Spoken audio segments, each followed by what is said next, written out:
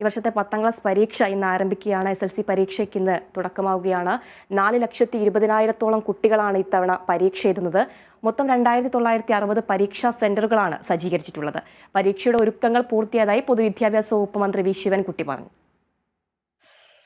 വേനൽ ചൂടിനൊപ്പം ഇനി പരീക്ഷാ ചൂടിന്റെയും നാളുകൾ.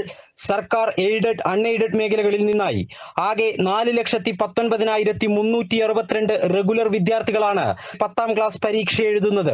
ഒപ്പം 192 പ്രൈവറ്റ് വിദ്യാർത്ഥികളും. പരീക്ഷ എഴുതുന്നവരിൽ ആൺകുട്ടികൾ 2,13,801 പേരാണ്.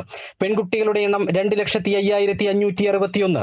എയ്ഡഡ് മേഖലയിലാണ് കൂടുതൽ കുട്ടികൾ പരീക്ഷയ്ക്ക് ഇരിക്കുന്നത്. 2,51,567 കുട്ടികൾ. രാവിലെ 9:30 പരീക്ഷ ആരംഭിക്കുക. പരീക്ഷയ്ക്ക് പൊതുവിദ്യാഭ്യാസ വകുപ്പ് സജ്ജമെന്ന് മന്ത്രി വി ശിവൻകുട്ടി പറഞ്ഞു.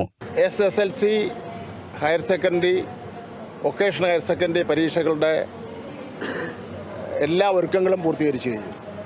പ്രധാനമായി ചോദ്യപേപ്പർ പരീക്ഷാ കേന്ദ്രങ്ങളിൽ എത്തിക്കുക, അത് സ്ട്രോങ് റൂമിൽ വയ്ക്കുക, പരീക്ഷ എഴുതുന്നതിന് വേണ്ടിയുള്ള ഷീറ്റ് സ്കൂളിൽ എത്തിക്കുക, അതുപോലെ തന്നെ മറ്റ് രേഖകൾ, പരീക്ഷാർത്ഥികളുടെ മറ്റ് രേഖകൾ സ്കൂളിലെത്തിക്കുക, ഓരോ സ്കൂളിൻ്റെയും ക്ലാസിൻ്റെയും ചുമതലപ്പെട്ട അധ്യാപകരെ നിയോഗിക്കുക.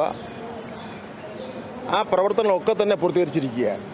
കടുത്ത ചൂട് പരിഗണിച്ച് കുട്ടികൾക്ക് ക്ലാസ് മുറിയിൽ വെള്ളം ഉറപ്പാക്കാൻ നിർദ്ദേശം നൽകിയിട്ടുണ്ട്. മൊത്തം 2,960 പരീക്ഷാ കേന്ദ്രങ്ങളാണുള്ളത്.